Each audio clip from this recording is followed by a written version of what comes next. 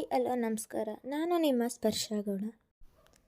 ಯಾರೆಲ್ಲ ಇನ್ನು ಕಾಮನಬಿಲ್ಲು ಕಥಾಗುಚ್ಛ ಯೂಟ್ಯೂಬ್ ಚಾನಲ್ಗೆ ಸಬ್ಸ್ಕ್ರೈಬ್ ಆಗಿಲ್ಲೋ ಕೂಡಲೇ ಸಬ್ಸ್ಕ್ರೈಬ್ ಆಗಿ. ಕತೆ ಇಷ್ಟ ಆದರೆ ಶೇರ್ ಮಾಡಿ, ಲೈಕ್ ಮಾಡಿ ಹಾಗೂ ಕಮೆಂಟ್ ಮಾಡಿ. ನಾನು ಇವತ್ತು ಹೇಳ್ತಿರೋ ಕತೆ ಒಂಗಿರಣ ಭಾಗ 128. ರಿಷಿ ಪೇಷಂಟ್ ಆಗಿರುವುದರಿಂದ ಸ್ಟೇಷನ್ಗೆ ಬರುವುದು ಕಷ್ಟವಾಗುತ್ತದೆ. ನೀವೇ ಒಂದು ಕಂಪ್ಲೇಂಟ್ ಬರೆದು ಯಾರಾದರೂ ಪಿಸಿಯನ್ನು ಅವರ ಮನೆಗೆ ಕಳುಹಿಸಿ ಅವನಿಂದ ಸಹಿ ಪಡೆದು ಆ ಸೊನಾಲಿಯನ್ನು ಅರೆಸ್ಟ್ ಮಾಡಿ ಎಂದು ಸ್ವತಃ ಮಿಥುನ್ ಅವರೇ ಎಸ್ಐನ್ ಅವರಿಗೆ ಕರೆ ಮಾಡಿ ಹೇಳಿದ್ದರು.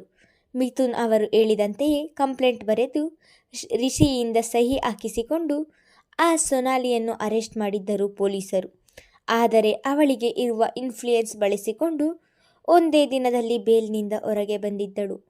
ಒಂದೇ ದಿನದಲ್ಲಿ ಜೈಲಿನಿಂದ ಹೊರಗೆ ಬಂದ ಸೊನಾಲಿಯನ್ನು ನೋಡಿದ ಮಿಥುನ್ ಅವರಿಗೆ ಅವಳೆಷ್ಟು ಎತ್ತರಕ್ಕೆ ಬೆಳೆದಿದ್ದಾಳೆ, ಅವಳನ್ನು ಬಗ್ಗಿಸುವುದು ಅಷ್ಟು ಸುಲಭವಲ್ಲ ಎಂದು ತಿಳಿದು ಹೋಗಿತ್ತು. ಅಲ್ಲದೆ ಅದು ತನ್ನ ಮಗಳಿಂದ ಮಾತ್ರ ಸಾಧ್ಯ ಎಂದು ಕೂಡ ಅವರಿಗೆ ಅರಿವಿತ್ತು.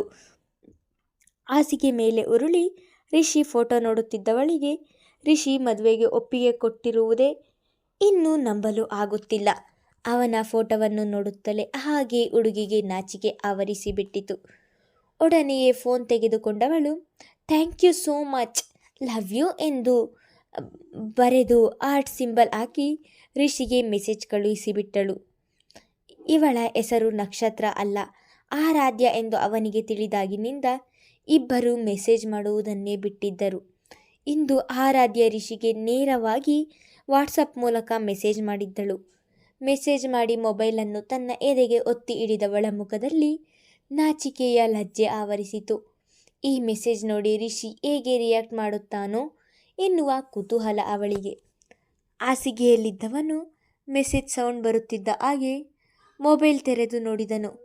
ಆರಾಧ್ಯ ಮಾಡಿದ ಮೆಸೇಜ್ ನೋಡಿದವನ ಮುಖದಲ್ಲಿ ಖುಷಿ ಇರಲಿಲ್ಲ, ಬದಲಾಗಿ ಅವನ ಮುಖದಲ್ಲಿ ಆತಂಕ ಮನೆ ಮಾಡಿತು. ಮೆಸೇಜ್ ನೋಡಿದರೂ ಸಹ ಅದಕ್ಕೆ ರಿಪ್ಲೈ ಮಾಡದೆ ಸುಮ್ಮನೆ ಉಳಿದನು. ಮೆಸೇಜ್ ನೋಡಿದರೂ ಸಹ ರಿಪ್ಲೈ ಮಾಡದೆ ಇರುವುದನ್ನು ನೋಡಿದವಳಿಗೆ ಬೇಸರವಾಯಿತು. ಆದರೂ ಮದುವೆಯಾದ ಮೇಲೆ ಬದಲಾಗುತ್ತಾನೆ ಎನ್ನುವ ನಂಬಿಕೆ ಅವಳಿಗೆ. ಮಮ್ಮಿ, ನೀವು ಮಾತುಕತೆಗಷ್ಟೇ ಹೋಗುತ್ತಿರುವುದು, ಅಲ್ಲಿಗೆ ನಾನ್ಯಾಕೆ ಬರಲಿ? ನಾನು ಆಫೀಸ್ಗೆ ಹೋಗ್ತೀನಿ, ನೀವು ಪಪ್ಪ ಇಬ್ಬರು ಹೋಗಿ ಬನ್ನಿ ಎಂದನು. ಧನು, ಮದುವೆ ಹುಡುಗ ನೀನೇ ಇಲ್ಲದೆ ನಾವಿಬ್ಬರು ಹೋದರೆ ಏನು ಚೆನ್ನಾಗಿರುತ್ತದೆ ಹೇಳು? ಬಾಯಿ ಮುಚ್ಚಿ ನಾನು ಹೇಳಿದ ಹಾಗೆ ಕೇಳು ಎಂದು ಮಗನ ಮೇಲೆ ರೇಗಿದರು. ಮಮ್ಮಿ, ನಾನೇನು ಫಸ್ಟ್ ಟೈಮ್ ಹುಡುಗಿ ನೋಡೋಕ್ಕೆ ಹೋಗ್ತಿದ್ದೀನಾ?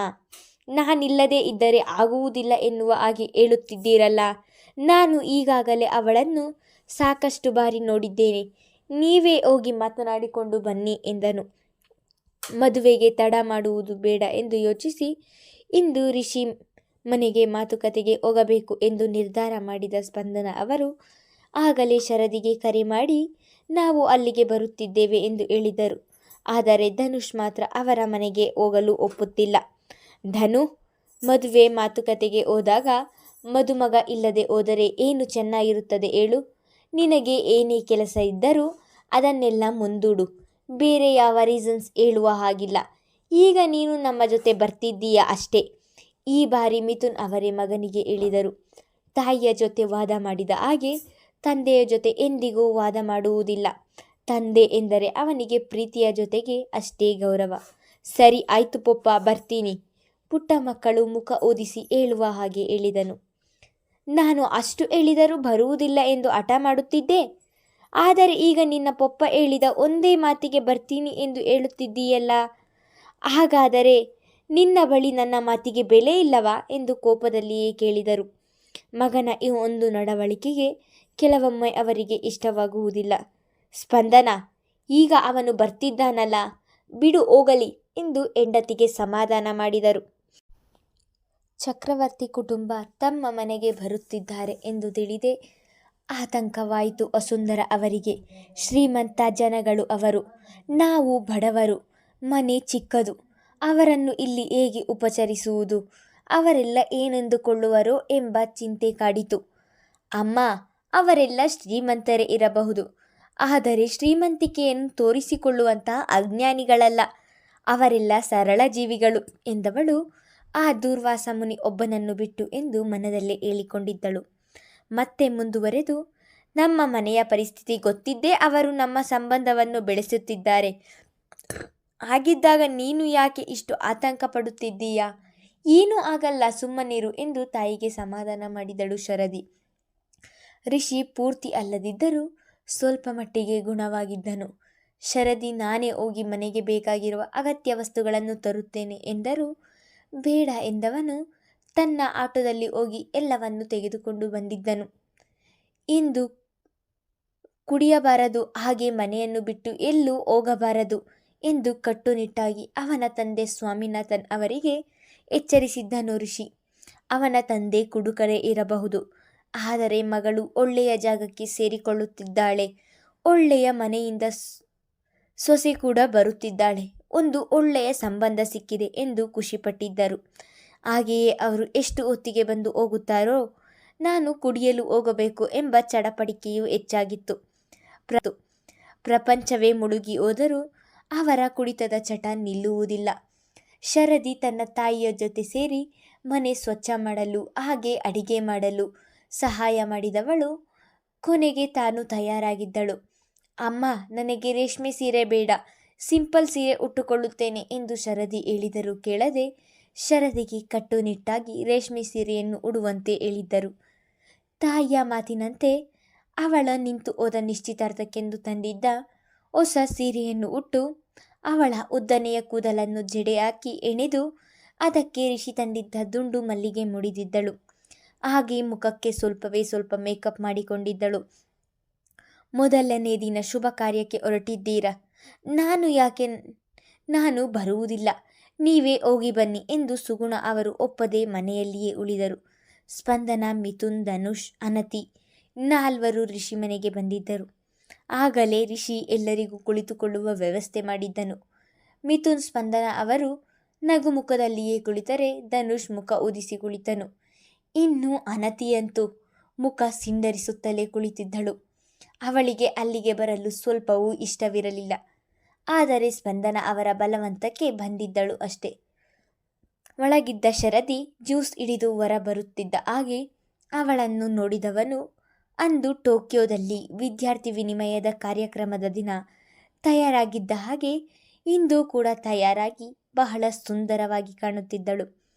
ಇವಳೇನು ಇವತ್ತು ಮದುವೆ ಎನ್ನುವ ಹಾಗೆ ತಯಾರಾಗಿದ್ದಾಳಲ್ಲ ಎಂದುಕೊಂಡವನು ಅವಳನ್ನೇ ಕಣ್ಣು ಕೀಳದೆ ನೋಡುತ್ತಿದ್ದವನನ್ನು ಪಕ್ಕದಲ್ಲೇ ಕುಳಿತಿದ್ದ ಮಿಥುನ್ ಅವರು ಎಚ್ಚರಿಸಿ, ಇಲ್ಲಿಗೆ ಬರುವುದಿಲ್ಲ ಎಂದು ಹೇಳುತ್ತಿದ್ದೆ, ಈಗ ನೋಡಿದರೆ ನನ್ನ ಸೊಸೆಯನ್ನು ಹೀಗೆ ನೋಡುತ್ತಿದ್ದೀಯಲ್ಲ, ಏನು ಸಮಾಚಾರ?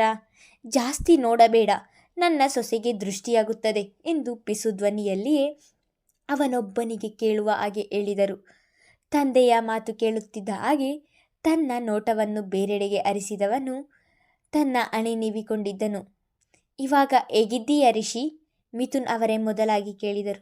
ಹಾಂ ಸರ್, ಪರವಾಗಿಲ್ಲ, ನಾಳೆಯಿಂದ ಆಫೀಸ್ಗೆ ಹೋಗ್ತೀನಿ ಎಂದನು. ಅವನಿಗೆ ಹುಷಾರಿಲ್ಲದಾಗಿನಿಂದಲೂ ತೆಗೆದುಕೊಂಡಿದ್ದ ರಜೆ ನಾಳೆಗೆ ಮುಗಿದಿತ್ತು. ನಿನಗೆ ಆಫೀಸ್ಗೆ ಬರಲು ಕಷ್ಟವಾದರೆ ಪೂರ್ತಿಯಾಗಿ ಗುಣವಾಗುವವರೆಗೂ ರಜೆ ತೆಗೆದುಕೋ, ಏನೂ ತೊಂದರೆ ಇಲ್ಲ ಎಂದರು. ಇಲ್ಲ ಸರ್, ನಾಳೆಯಿಂದ ಆಫೀಸ್ಗೆ ಹೋಗ್ತೀನಿ ಎಂದನು. ಎಲ್ಲರಿಗೂ ಜ್ಯೂಸ್ ನೀಡಿ ತನ್ನ ಅಣ್ಣನ ಪಕ್ಕ ನಿಂತಿದ್ದ ಶರದಿಯ ಬಳಿಗೆ ಬಂದ ಸ್ಪಂದನ ಅವರು, ಶರದಿ, ಈ ಮದುವೆ ನಿನಗೆ ಸಂಪೂರ್ಣವಾಗಿ ಒಪ್ಪಿಗೆ ಇದೆಯಾ ಎಂದು ಅವಳ ಕೆನ್ನೆಯನ್ನು ತಟ್ಟುತ್ತಾ ಕೇಳಿದರು. ಅವರ ಮಾತಿಗೆ ತನ್ನ ಅಣ್ಣನ ಮುಖವನ್ನು ನೋಡಿದವಳು, ಹೌದು ಮೇಡಮ್, ನನಗೆ ಈ ಮದುವೆ ಸಂಪೂರ್ಣವಾಗಿ ಒಪ್ಪಿಗೆ ಇದೆ ಎಂದಳು. ಅವಳ ಮಾತಿಗೆ ಖುಷಿಯಾದವರು ಅವಳ ಹಣೆಗೆ ಪುಟ್ಟ ಮುತ್ತನ್ನಿರಿಸಿ ಒಡನೆಯೇ ತಬ್ಬಿದರು. ನಿಶಾಳನ್ನು ತಮ್ಮ ಮನೆಯ ಸೊಸೆ ಮಾಡಿಕೊಳ್ಳಬೇಕು ಎಂದಾಗ ಅವಳು ನಮ್ಮ ಮನೆಗೆ ಹೊಂದಿಕೊಳ್ಳುವುದಿಲ್ಲ ಎಂದು ತಿಳಿದು ಬಹಳವೇ ಆತಂಕಪಟ್ಟಿದ್ದರು ಅವರು. ಈಗ ಶರದಿ ನಮ್ಮ ಮನೆ ಸೊಸೆಯಾಗುತ್ತಾಳೆ ಎಂದು ತಿಳಿದಾಗಿನಿಂದ ನಮ್ಮ ಮನೆಗೆ ತಕ್ಕನಾದ ಸೊಸೆ ಇವಳು, ನನ್ನ ನಂತರ ಈ ಮನೆಯನ್ನು ಚೆನ್ನಾಗಿ ನಡೆಸಿಕೊಂಡು ಹೋಗುತ್ತಾಳೆ ಎನ್ನುವ ನಂಬಿಕೆ ಇದೆ ಎಂದು ಸಂತೋಷಪಟ್ಟಿದ್ದರು. ನಿನ್ನಂಥ ಮುದ್ದು ಗೊಂಬೆಯನ್ನು ನನ್ನ ಮನೆಗೆ ಕರೆದುಕೊಂಡು ಹೋಗಲು ನಾನು ಕೂಡ ಕಾಯುತ್ತಿದ್ದೇನೆ ಎಂದವರು. ಆದರೆ ಶರದಿ, ನಿನ್ನ ಮೇಲೆ ನನಗೆ ಬೇಸರ ಇದೆ ಎಂದರು. ಅವರ ಮಾತಿಗೆ ಒಡನೆ ಧನುಷ್ನ ಮುಖ ನೋಡಿದಳು. ತಮ್ಮಿಬ್ಬರ ಮಧ್ಯೆ ಇರುವ ಮನಸ್ತಾಪ ಇವರಿಗೆ ತಿಳಿದಿದೆಯಾ ಎನ್ನುವ ಆತಂಕ ಅವಳಲ್ಲಿ ಮನೆ ಮಾಡಿತು. ಯಾಕೆ ಮೇಡಮ್, ನಾನೇನು ಮಾಡಿದೆ ಎಂದು ಅದೇ ಆತಂಕದಲ್ಲಿ ಕೇಳಿದಳು. ನನ್ನನ್ನು ಅತ್ತೆ ಎಂದು ಕರೆಯುವುದು ಬಿಟ್ಟು ಮೇಡಮ್ ಎನ್ನುತ್ತಿದ್ದೀಯಲ್ಲ, ಅದಕ್ಕೆ ನಿನ್ನ ಮೇಲೆ ಬೇಸರ ನನಗೆ ಎಂದು ನಗುತ್ತಾ ಹೇಳಿದರು. ಸ್ಪಂದನ ಅವರ ಮಾತಿಗೆ ಎಲ್ಲರ ಮುಖದಲ್ಲೂ ನಗು ಅರಳಿದರೆ ಶರದಿಯ ಮುಖದಲ್ಲಿ ಮಾತ್ರ ನಾಚಿಕೆ ಆವರಿಸಿ ತಲೆ ತಗ್ಗಿಸಿದಳು. ಅವಳ ಗಲ್ಲ ಹಿಡಿದು ಮುಖವನ್ನು ಮೇಲೆ ಎತ್ತಿದವರು, ಇನ್ಮುಂದೆ ನೀನು ನನ್ನನ್ನು ಅತ್ತೆ ಎಂದೇ ಕರೆಯಬೇಕು ಆಯ್ತಾ ಎಂದರು. ಅವರ ಮಾತಿಗೆ ಆಯಿತು ಎಂದು ತಲೆಯಾಡಿಸಿದಳು. ನಂತರ ರಿಷಿಯ ಬಳಿಗೆ ಬಂದವರು ಅವನ ಕೈ ಹಿಡಿದು, ರಿಷಿ, ನಿಶ್ಚಿತಾರ್ಥ ಏನೂ ಬೇಡ, ನೇರವಾಗಿ ಮದುವೆ ಮಾಡೋಣ ಎಂದು ನಿರ್ಧರಿಸಿದ್ದೇವೆ. ಅದಕ್ಕೆ ನೀನು ಏನು ಹೇಳುತ್ತೀಯಾ? ಎಷ್ಟು ದೊಡ್ಡ ವ್ಯಕ್ತಿಯಾದರೂ ರಿಷಿಯ ನಿರ್ಧಾರವನ್ನು ಕೇಳುತ್ತಿದ್ದಾರೆ. ಇದರಲ್ಲಿ ಅವರ ವ್ಯಕ್ತಿತ್ವ ಏನು ಎನ್ನುವುದು ತಿಳಿಯುತ್ತದೆ. ನೀವು ಏನೇ ನಿರ್ಧಾರ ಮಾಡಿದರೂ ಅದಕ್ಕೆ ನನಗೆ ಒಪ್ಪಿಗೆ ಇದೆ ಮೇಡಮ್ ಎಂದನು. ನಾನು ಶರದಿಗೆ ಮಾತ್ರ ಅತ್ತೆ ಎಂದು ಕರೆಯಲು ಹೇಳಲಿಲ್ಲ, ನಿನಗೂ ಕೂಡ ಹೇಳಿದ್ದು.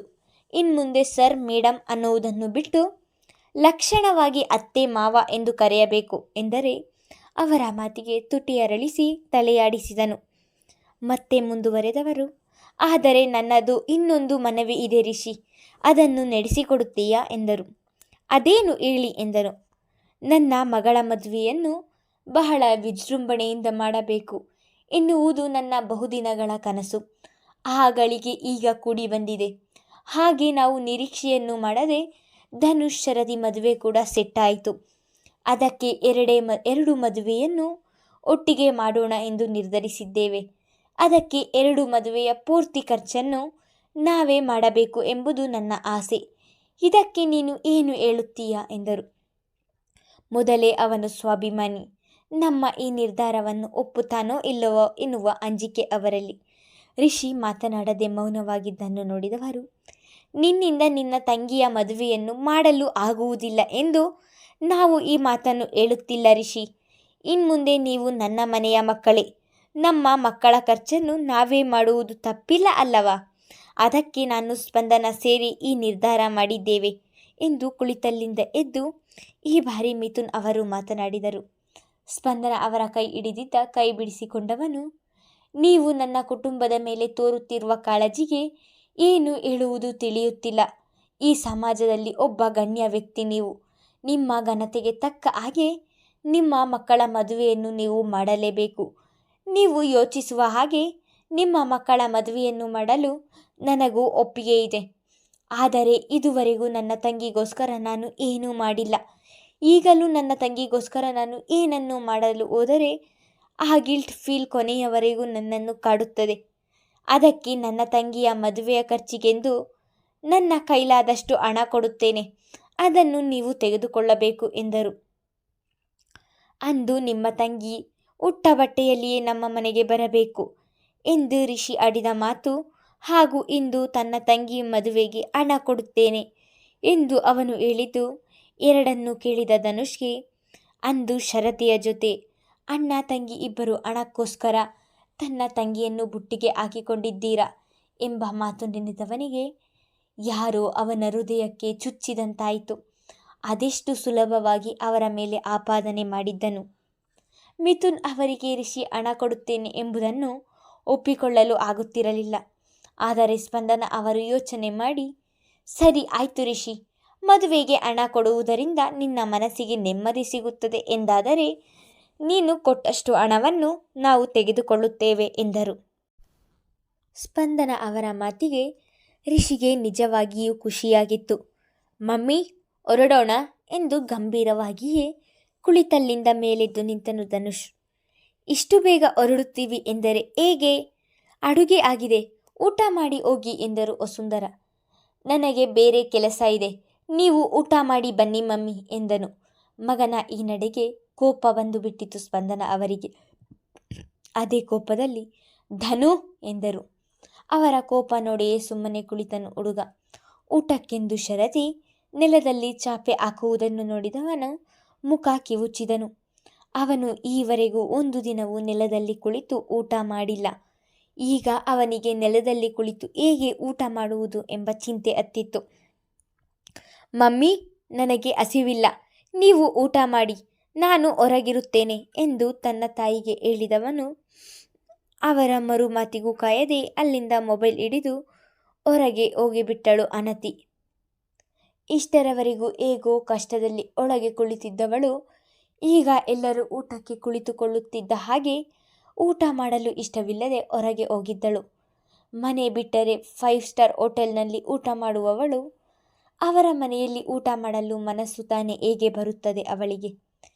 ಇಂದು ಅವಳ ಜಾಗದಲ್ಲಿ ಆರಾಧ್ಯ ಇದ್ದಿದ್ದರೆ ಅದೆಷ್ಟು ಸಂಭ್ರಮ ಪಡುತ್ತಿದ್ದಳೋ. ಮದುವೆಗೆ ಮುಂಚೆ ಅಲ್ಲಿಗೆ ಹೋಗಬಾರದು ಎಂದು ಅಲ್ಲಿಗೆ ಬರಲು ತುದಿಗಾಲಿನಲ್ಲಿ ನಿಂತಿದ್ದವಳನ್ನು ಸ್ಪಂದನ ಅವರೇ ಬೇಡ ಎಂದು ಬಿಟ್ಟು ಬಂದಿದ್ದರು. ರಿಷಿ, ನಾನು ಆಮೇಲೆ ಊಟ ಮಾಡುತ್ತೇನೆ ಎಂದರೂ ಬಿಡದೆ ಮಿಥುನ್ ಅವರು ಸ್ವಾಮಿನಾಥನ್, ರಿಷಿ ಇಬ್ಬರನ್ನು ತಮ್ಮ ಜೊತೆಯಲ್ಲಿಯೇ ಊಟಕ್ಕೆ ಕೂರಿಸಿಕೊಂಡಿದ್ದರು. ರಿಷಿ ಊಟಕ್ಕೆ ಬಾಳೆ ಎಲೆ ವ್ಯವಸ್ಥೆ ಕೂಡ ಮಾಡಿದ್ದನು. ಶರದಿ, ವಸುಂಧರ ಇಬ್ಬರು ಸೇರಿ ಬೇಳೆ ಸಾಂಬಾರ್, ಅನ್ನ, 2 ರೀತಿಯ ಪಲ್ಯ, ಕೋಸಂಬರಿ, ಹಪ್ಪಳ, ಹೋಳಿಗೆ, ವಸುಂಧರ ಅವರೇ ತಮ್ಮ ಕೈಯಲ್ಲಿ ಹಾಕಿದ್ದ ಇರಳೆಕಾಯಿ, ಉಪ್ಪಿನಕಾಯಿ ಇಷ್ಟನ್ನು ಎಲ್ಲರಿಗೂ ಬಡಿಸಿದ್ದರು. ಸ್ಪಂದನ ಹಾಗೂ ಮಿಥುನ್ ಅವರಿಗಂತೂ ಈ ಊಟದ ರುಚಿ ಬಹಳವೇ ಇಡಿಸಿಬಿಟ್ಟಿತು. ಅಂಜಿಕೆಯಲ್ಲಿಯೇ ಊಟಕ್ಕೆ ಕುಳಿತವನಿಗೆ ಆ ಊಟದ ರುಚಿಗೆ ಇನ್ನೂ ಬೇಕೆನಿಸಿತು.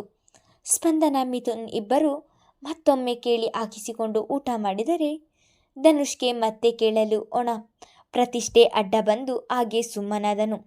ಧನುಷ್ ಎಲೆಯಲ್ಲಿ ಊಟ ಖಾಲಿಯಾಗಿರುವುದನ್ನು ನೋಡಿದ ವಸುಂಧರ ಅವರು ಶರದಿಗೆ ಕಣ್ಣಿನ ಸನ್ನೆಯಲ್ಲಿಯೇ ಅವನಿಗೆ ಬಡಿಸು ಎಂದರು. ಅವಳು ಸರಿ ಎಂದು ಅವನಿಗೆ ಬಡಿಸಲು ಹೋದರೆ ಕೈ ಅಡ್ಡ ಹಿಡಿದು ಬೇಡ ಎಂದಿದ್ದನು. ರಿಷಿ, ಬಡವರ ಮನೆ ಊಟ ರುಚಿ ಎಂದು ಇದಕ್ಕೆ ಹೇಳುವುದು ನೋಡು. ಊಟ ತುಂಬ ಚೆನ್ನಾಗಿತ್ತು ಎಂದು ಹೊಗಳಿದ್ದರು ಮಿಥುನ್. ಅನತಿ ಊಟ ಮಾಡಿಲ್ಲ ಎಂದು ವಸುಂಧರ ಅವರೇ ಬಲವಂತ ಮಾಡಿ ಅವಳಿಗೆ ಹಣ್ಣುಗಳನ್ನು ತಿನ್ನಲು ಕೊಟ್ಟಿದ್ದರು. ಊಟ ಮುಗಿಸಿದ ನಂತರ ಶರದಿಯ ಕೈಯಿಂದಲೇ ಸ್ಪಂದನ ಅವರಿಗೆ ಅರಿಶಿಣ ಕುಂಕುಮ ಕೊಡಿಸಿದರು. ಶರದಿಯ ಒಳ್ಳೆಯ ನಡತೆ, ಗುಣ, ಸಂಸ್ಕಾರ ಎಲ್ಲಿಂದ ಬಂತು ಎಂದು ಸ್ಪಂದನ ಅವರಿಗೆ ಈಗ ಅರಿವಾಗಿತ್ತು. ಅವಳ ತಾಯಿಯಿಂದಲೇ ಶರದಿಗೆ ಈ ರೀತಿಯ ಗುಣ ಬಂದಿರುವುದು ಎಂದು ತಿಳಿದು ಹೋಗಿತ್ತು. ಮಗನ ಪಕ್ಕ ಕುಳಿತಿದ್ದ ಮಿಥುನ್ ಅವರು, ಧನು, ಶರದಿಯ ಜೊತೆ ಮಾತನಾಡುವುದಿದ್ದರೆ ಮಾತನಾಡು ಎಂದರು. ಇಲ್ಲ ಪಪ್ಪ, ಈಗ ಮಾತನಾಡುವಂಥದ್ದು ಏನೂ ಇಲ್ಲ ಎಂದು ಬಿಟ್ಟನು. ಈಗಲೂ ಸಹ ಮದುವೆಯ ಬಗ್ಗೆ ಶರದಿಯ ಜೊತೆ ಮಾತನಾಡಬೇಕು ಎನಿಸಲಿಲ್ಲ ಅವನಿಗೆ. ಸ್ಪಂದನ ಅವರ ಸರಳರಲ್ಲಿ ಅತಿ ಸರಳರ ಹಾಗೆ ಎಲ್ಲರ ಜೊತೆ ಬೆರೆತು ಖುಷಿಯಿಂದ ಮಾತನಾಡಿ ಅಲ್ಲಿಂದ ಹೊರಟಿದ್ದರು. ಮುಂದುವರೆಯುವುದು. ಧನ್ಯವಾದಗಳು.